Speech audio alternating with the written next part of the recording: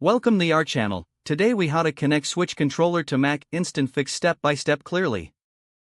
To connect your Switch controller to a Mac, first, ensure your controller is charged and powered on. Open the system preferences on your Mac. Select the Bluetooth option to access Bluetooth settings. Put your Switch controller in pairing mode. For the Joy-Con, press and hold the small black button located between the SR and SL buttons until the lights start flashing. For the Pro controller, press and hold the sync button on the top of the controller until the indicator lights flash. Back on your Mac, look for the controller in the list of available Bluetooth devices. When you see your controller appear, click on it to initiate the pairing process. Once connected, the status should change to connected in the Bluetooth settings. You can now close the System Preferences window. To test if the controller is working, open a compatible game or application. Check if the controller inputs are being recognized and responding properly. If the controller does not connect, try restarting your Mac and repeating the steps.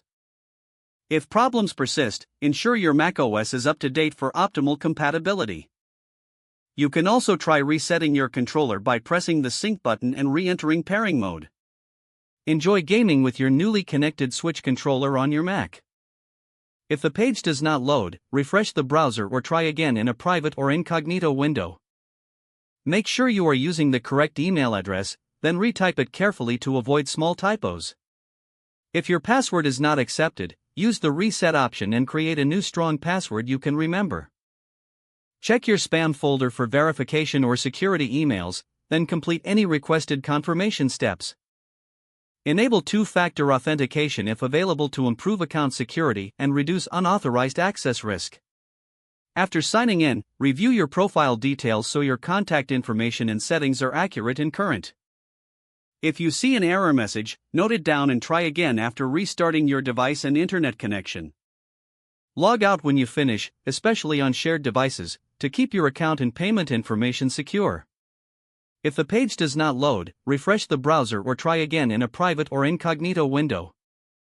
Make sure you are using the correct email address, then retype it carefully to avoid small typos. If your password is not accepted, use the reset option and create a new strong password you can remember. Check your spam folder for verification or security emails, then complete any requested confirmation steps.